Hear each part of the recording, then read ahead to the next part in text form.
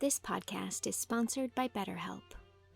Therapy is a safe space where you can share what's on your mind, whether it's stress, sadness, worries, or relationship issues, without fear or judgment. The therapist is there to listen, ask questions, and help you see things from new perspectives. They can provide insights and teach techniques to manage emotions, reduce stress, and make positive changes in your life. While therapy can be costly, there are affordable options available, like online therapy platforms. BetterHelp is the sponsor of this episode, and they're on a mission to make starting therapy easier. BetterHelp is a platform where therapists and their clients can communicate effectively and get the most out of therapy. Starting therapy is easy with BetterHelp. Fill out a questionnaire and you will match with a therapist in as little as a couple days. One of the best features of BetterHelp is that if the first therapist doesn't feel like the right fit, you can easily switch to another one until you find someone you really connect with. They carefully make sure therapists on the platform are well qualified, and their customer support team is there to help if you have any questions. If you're struggling and think you'd benefit from a therapy session, click the link in the description or go to betterhelp.com/Anne and get 10% off your first month of therapy.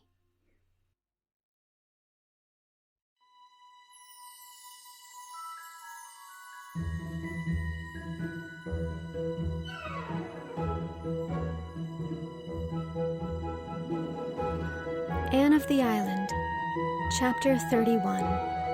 Anne to Philippa. Anne Shirley to Philippa Gordon, greeting. Well, beloved, it's high time I was writing you. Here am I, installed once more as a country schoolma'am at Valley Road, boarding at Wayside, the home of Miss Janet Sweet. Janet is a dear soul and very nice-looking, tall but not over-tall, stoutish, yet with a certain restraint of outline suggestive of a thrifty soul who is not going to be over-lavish even in the matter of avoirdupois. She has a knot of soft, crimpy brown hair with a thread of gray in it, a sunny face with rosy cheeks, and big, kind eyes as blue as forget-me-nots. Moreover, she is one of those delightful, old-fashioned cooks who don't care a bit if they ruin your digestion as long as they can give you feasts of fat things. I like her, and she likes me, principally, it seems, because she had a sister named Anne who died young. "I'm real glad to see you," she said briskly when I landed in her yard. "My, you don't look a mite like I expected. I was sure you'd be dark. My sister Anne was dark, and here you're red-headed." For a few minutes, I thought I wasn't going to like Janet as much as I had expected at first sight. Then I reminded myself that I really must be more sensible than to be prejudiced against anyone simply because she called my hair red. Probably the word auburn was not in Janet's vocabulary at all. Wayside is a dear sort of little spot. The house is small and white, set down in a delightful little hollow that drops away from the road. Between road and house is an orchard and flower garden all mixed up together. The front door walk is bordered with quahog clamshells, cowhawks, Janet calls them. There is Virginia creeper over the porch and moss on the roof. My room is a neat little spot off the parlor, just big enough for the bed and me. Over the head of my bed there is a picture of Robbie Burns standing at Highland Mary's grave, shadowed by an enormous weeping willow tree. Robbie's face is so lugubrious that it is no wonder I have bad dreams. Why, the first night I was here, I dreamed I couldn't laugh. The parlor is tiny and neat.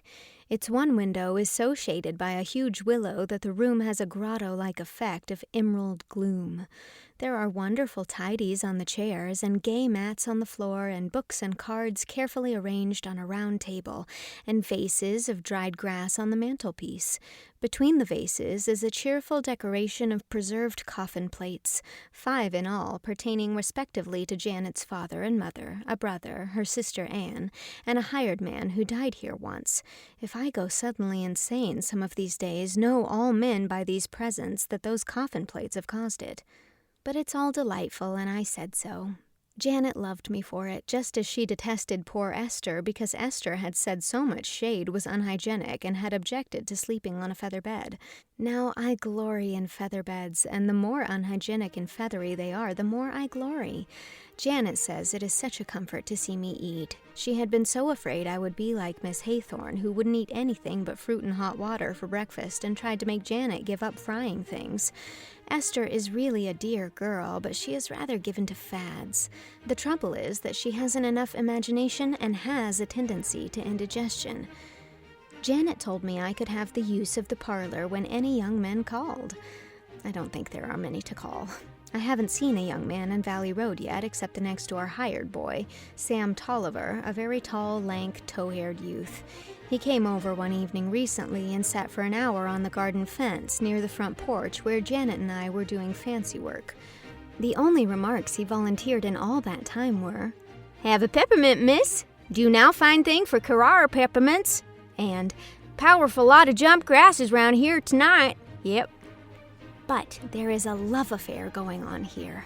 It seems to be my fortune to be mixed up, more or less actively, with elderly love affairs. Mr. and Mrs. Irving always say that I brought about their marriage.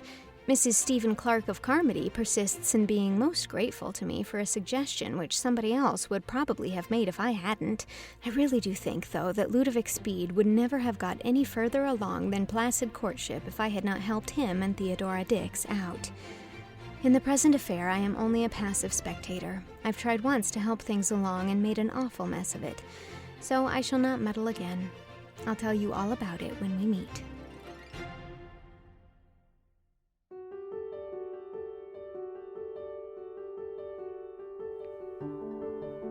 That was Chapter 31 of Anne of the Island. Anne Shirley was read by me, Mary Kate Wiles. It is also recorded and edited by me. Special thanks to patrons Rachel Belinsky, Larissa Jones, Katie, Deborah Shapiro, and Phoebe Shaylor. Executive produced by Allie Bertz Brown, Warren Day, Jane Leach, Lisel Perrine, and Justin Waterman. Support this project on Patreon at patreon.com/mkwiles to get access to the entire book, early episodes, ad-free episodes, and more. Thank you very much for your support. Chapter 32 will be coming next week.